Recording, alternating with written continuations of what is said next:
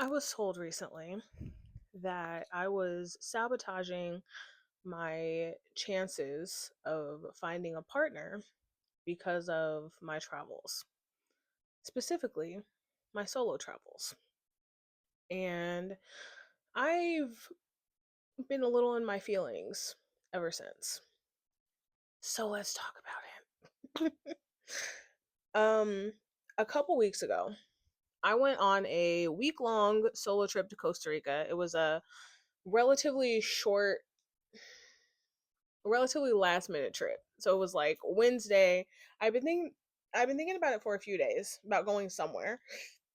On Wednesday, I found a cheap flight to Costa Rica and I was like, "You know what? Let's go." Wednesday I decided to go. Sunday, I was on a plane to San Jose, Costa Rica. Had a wonderful time. Mind you, this is not my first solo trip. I I think I've been at this point to just about every continent solo except for like Oceania. I think that's more of a region. But I haven't been to like Australia solo and Antarctica. But been to Asia, been to Europe, been to Africa, and obviously North America, and Central America solo at this point. So not my first rodeo. I know how to handle myself. I'm a frequent traveler. Um, and this person who I know this person loves me. I know there was a level of just general concern about this trip in terms of, my safety and well-being and that sort of thing. Um and when I got back, I was so excited, just super happy. I felt like I needed the reset. I hadn't really been on a trip in over a year. So I was enjoying the fact that I got to like rest, but also explore, do some adventuring, see this new place. Costa Rica's a new country for me. So that was exciting too. Taking advantage of my job benefits, and I was working remote. So I don't know, there were just a lot of kind of exciting things that went into this trip. And so when I got back, I was telling people about it, people that I love and care about, and same for me, same vice versa. And I could just tell that this person was not excited about it. So I remember like we were having kind of a deep talk. And I asked them, you know, I can't remember if I asked them, if they have any concerns about how my life has turned out this far. They've known me for quite a long time, or if from their vantage point they wished any part of my life had turned out differently after, watching me as a child. And one of the things they said is that they wish that I didn't solo travel because for a couple of reasons. One, for safety, but two, because they know about my desire for marriage and long term partnership. And they felt that I was sabotaging my potential opportunities to achieve that for myself because a man might be hesitant to pursue me, or he might have pause to pursue me because I solo travel. And I wasn't really sure how to take that. Something that I have been working on recently, candidly, is not immediately getting defensive when someone gives me some type of constructive criticism. And to be fair, there were other things this person said that I think are very valid. Very, very valid in terms of, who I am as a person, how I maintain my friendships and behave in my friendships and that sort of thing. So, I know it's coming from a good place, but man, it hit me in a very particular way because For me, solo traveling and just traveling in general means a lot for me, and I think does a lot for me. When I first started solo traveling, and I guess even now, it came from a combination of desire and necessity. So, at a relatively young age, fresh out of high school, I had a job that paid decently well and a good amount of freedom in that job in terms of having a lot of time off. I was living at home, didn't have any, big girl bills or responsibilities. My car was paid off, wasn't paying too much to my parents. Like I was paying a couple of the bills, but like nothing much, especially compared to how much I was making and the fact that I didn't have a car note and like my overall expenses were very low. So it was difficult to find people who had the same flexibility, had the same freedom of, responsibilities and the financial ability to go. And then also, I had been on several trips where I went with people who sometimes it was friends, sometimes it was family, where I came back not having enjoyed a trip. And I spent $1,000, $2,000 to go to this place and experience this new thing. And for one reason or another, I felt like the trip was kind of spoiled by who I went with, whether it was, for practical reasons, like I was put in danger by somebody else's actions by means of me being with someone when they were doing something stupid, or personalities clashing, or having to resort to, I won't say resort, but having to travel with people that maybe I didn't know as well. So going places far, uh, far places with someone that I didn't know very well, who I was traveling with for the first time, domestically or internationally, and having a terrible time. Like I, which I will never tell this full story, but it's not a story that you will ever see on YouTube. But I ended up on a trip, on a 2-week trip with someone who I was introduced to, and that person turned out to be racist.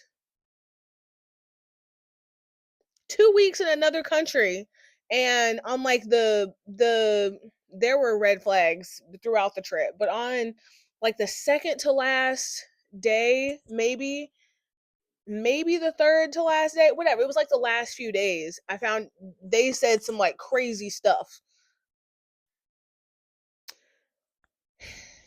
And then also, there's like that piece of it where it was kind of a necessity.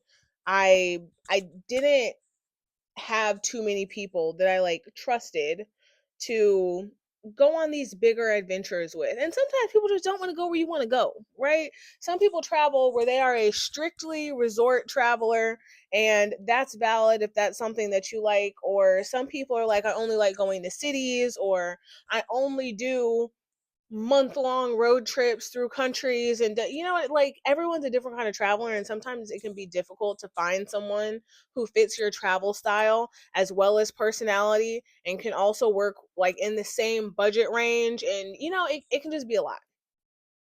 But then there was also such a big part of me that was craving that, like, that independence, that test of my abilities to be able to navigate a new city, to have experiences that I had always dreamed of. Like I was one of those kids in elementary school, middle school, high school, where I would be watching Discovery Channel and Animal Planet and the Travel Channel and Food Network, and looking at all these places all around the world. And once like travel blogging became a big thing, there were a bunch of female travel bloggers that I was watching, taking pictures in these crazy places. And I also wanted to experience that. And then once it became more popular, to travel alone as a woman, or at least here in the States. I feel like in certain other parts of the world it's like not at all unusual, like the way the Europeans will take a gap year, the Brits, the Australians will take a gap year and will be traveling all around the world, will circle the globe um before they decide that they want to go to university, or between their like university year and when they get their big girl job. So it's not super unusual in other places, but I think for some reason here in the States there's like a big stigma about it. Anywho, so there was also that desire to like get out and see places, and at a pretty young age I realized that there were certain things that you just can't, maybe it's not that you can't get it, but it's really difficult to get in on a trip with another person. You know, where your views of a place are filtered through another person's experience of the place as well. You might be loving a place and the person that you're with doesn't. Or, you know, you want to go on a hike and they're like, oh, I hate hiking, but like, okay, we go. And they're complaining the whole time. And then that kind of, it, it mars how much fun you're having. You know, even though I get it doesn't have to, it does. It does. I think for most people it does. So it's kind of a combination of reasons why not only I like traveling, but even these days when I have the opportunity to travel with someone, I don't always take the opportunity. And in my mind, one, traveling in general gives you such a broader view of the world. It opens up your mind to other cultures and the way that other people do things. I think when you're raised in one place and you stay there, even though the internet connects the world so much, it it's not the same as experiencing something.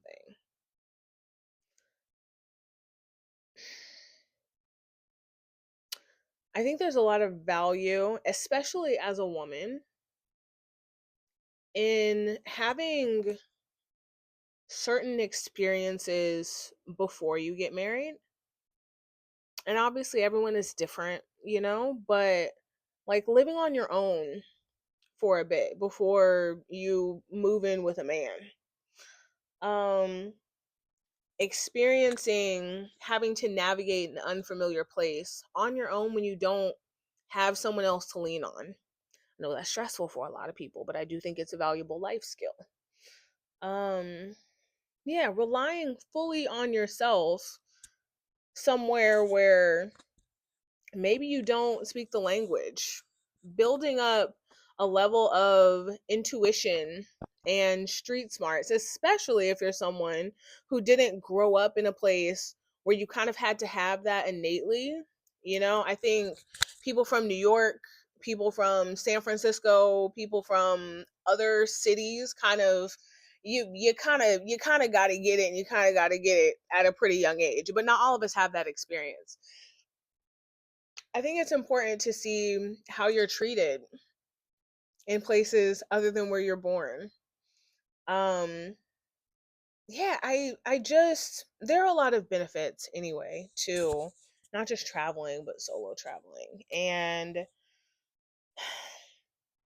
in my mind, if I'm thinking about someone that I might want to marry, I would view him being a traveler, a frequent traveler, even a solo traveler, as a benefit to our relationship. Like to me, that's a lot that you now bring to the table because you're adventurous, because you're willing to do things that might be uncomfortable for you, because either you don't necessarily have the fear or you work through the fear and uncertainty of going to an unfamiliar place because you're able to enjoy your time alone. Because depending on what kind of solo traveler you are, maybe you're really good at making friends in other places. And I think hearing from this person that they were concerned that I was sabotaging myself by doing this thing that I really enjoy and I really love. Again, as someone who desires that, it just hit a very specific nerve. And I had to remind myself of that old, I don't know if adage is the right word, but that old saying that's like, take what you can use and leave the rest. Because I've heard over the years a whole bunch of reasons why people feel like I shouldn't be either traveling as much or traveling by myself. And what I'm learning, especially with like my own decision making process, sorry, got an eyelash. What I'm learning with my own decision making process is because I want to is a good enough reason. Like if someone asked me, why would you want to do XYZ? Why would you do that? I had somebody that was like, you're not even going to enjoy your trip as much. Like if I don't have someone to share an experience with, I wouldn't even enjoy it. I want to. I'd enjoy it. I have enjoyed it. I've enjoyed it in I don't know how many countries thus far. I don't know what you preferring not to do this got to do with me in the most respectful way possible. I'm only saying it like this because I'm yapping to the void on the internet, on YouTube. Hold on.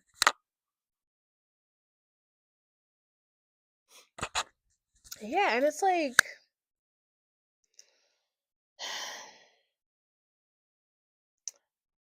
I'm over the past few years, I have learned to trust myself enough. I know that I'm not the type of person just to make a decision willy-nilly. I'm not going to do something that puts myself in danger. Um I'm not going to make a decision that is going to endanger me. I'm not and I'm not running from anything. I do think that's important because traveling isn't going to fix you. I don't care what Eat Pray Love says. Going to Bali is it's probably not going to heal you. Um Although a good bowl of Italian pasta might.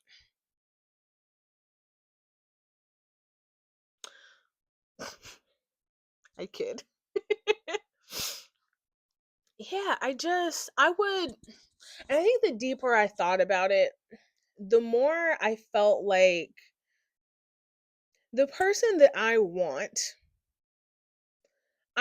them to look at my accomplishments, and I do think travel is an accomplishment. Like most of us, including myself, don't have huge bank accounts with endless amounts of money that are coming in. We're not making six figures. We're not making anywhere near six figures, to be honest. Um, we're not. We don't have like all these resources where traveling is just like swipe your card and let's do it anytime you feel like it. Um, I I would hope that when I describe my travel experiences and I'm sharing that with him, it's something that he looks at fondly, like it's a benefit to him that I have these life experiences. And I don't think that I would want someone who wouldn't want me because I've chosen to do certain things for myself. I would hope that he'd look at the fact that, like, wow, she had these circumstances where she didn't necessarily have someone to go with, and she decided to do it anyway. That's the type of woman I want to be a partner with. And I also don't want to stop doing things that I love on this speculation that it might make me more desirable, palatable, approachable to someone that I haven't even met yet. Like, this man does not exist in my life currently.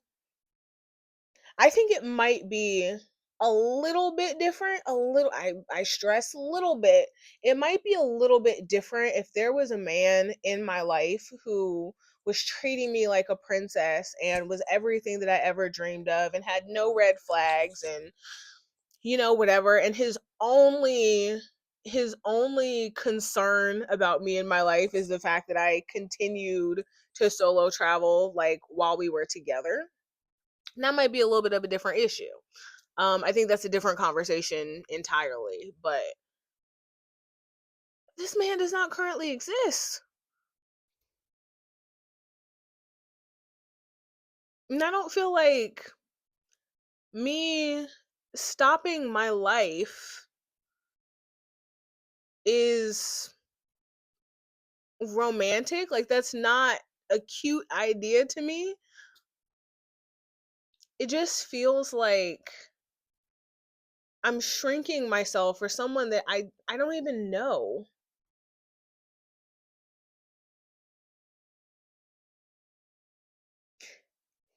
And I also don't want to stop enjoying certain aspects of my life in hopes that somebody will come along. Like, the reality of it is, I could be 70 years old and have never met my person. And I would be so upset with myself, so angry with my younger self for stopping what I loved doing, hoping that something that never happened happens. I would be so angry with myself. And I don't want to do that to my future self. Yeah. Okay. I think the bigger point here is that we each have to evaluate why we're making certain decisions and, like, honestly evaluate why we're making certain decisions and not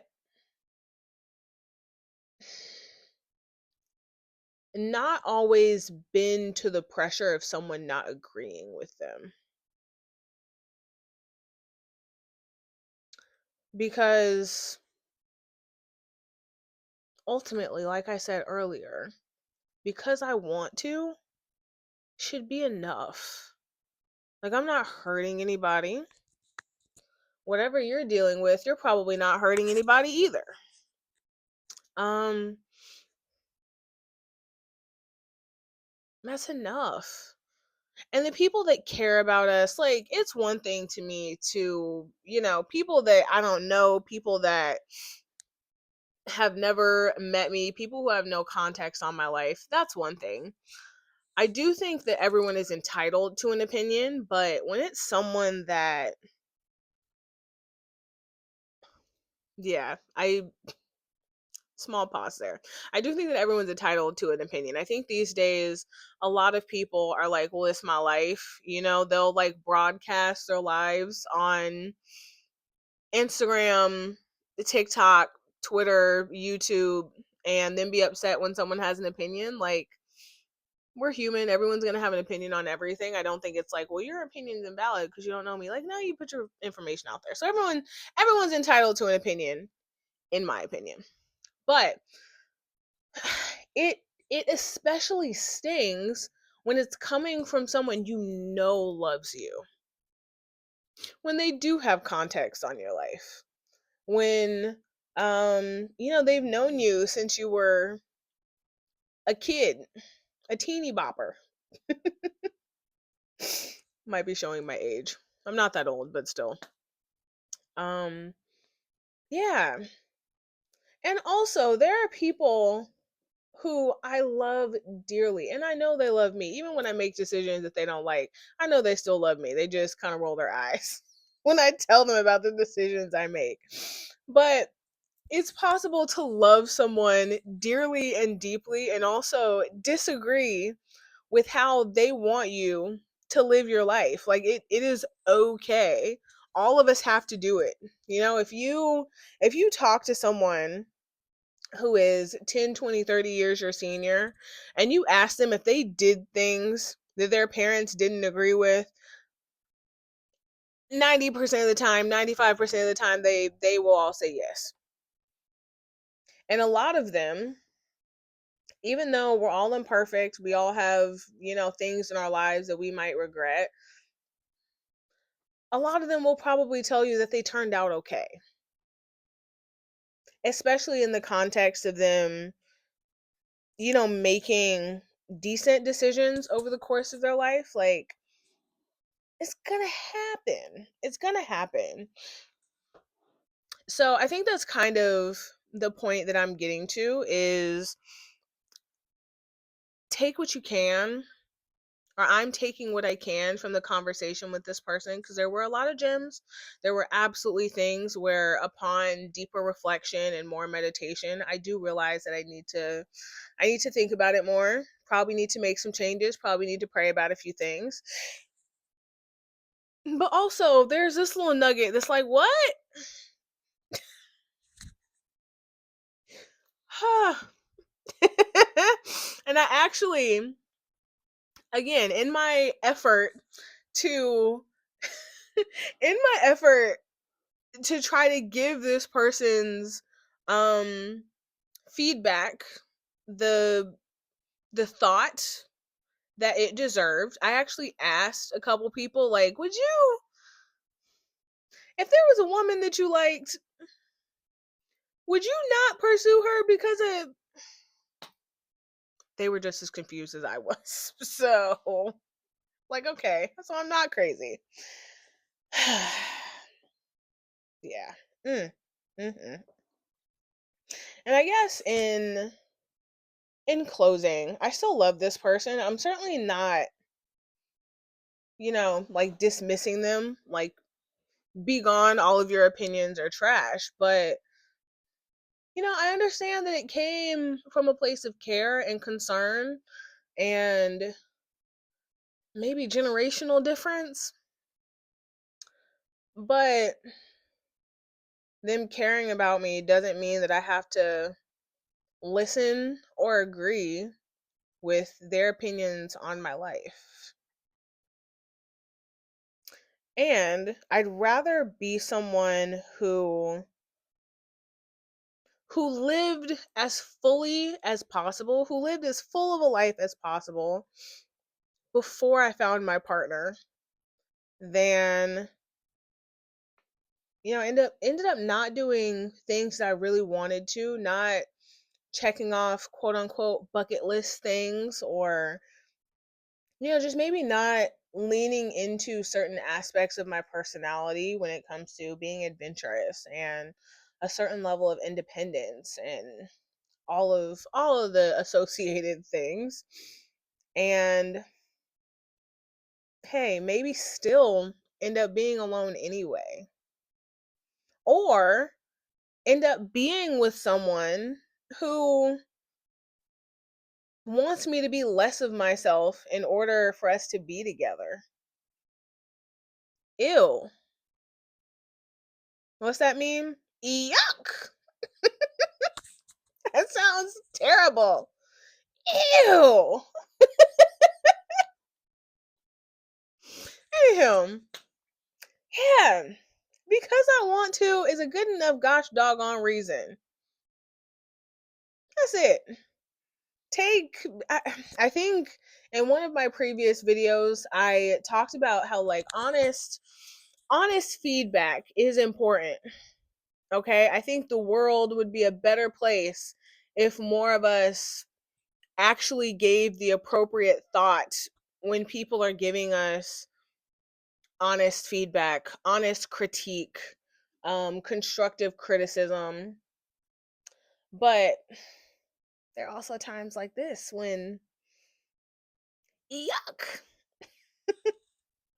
So anywho, that's it, y'all. If you don't know, my name is Alexis. I post every day here on YouTube about navigating big life changes, um, breaking into tech, career resources, yeah, and living your life more confidently, more audaciously, solo traveling, traveling the world as a youngish black woman, all the above. So if any of those things resonate with you, feel free to hop on the journey. Like I said, I'm posting every single day. We are speeding super close to my first goal, my first big goal of 100 days of daily posting. And my like long-term goal is a full 365. So there will be many more yap sessions to be posted here on this channel. So feel free to hop on the train. Yeah, hop on the train early. And yeah, I'll see y'all tomorrow. Bye.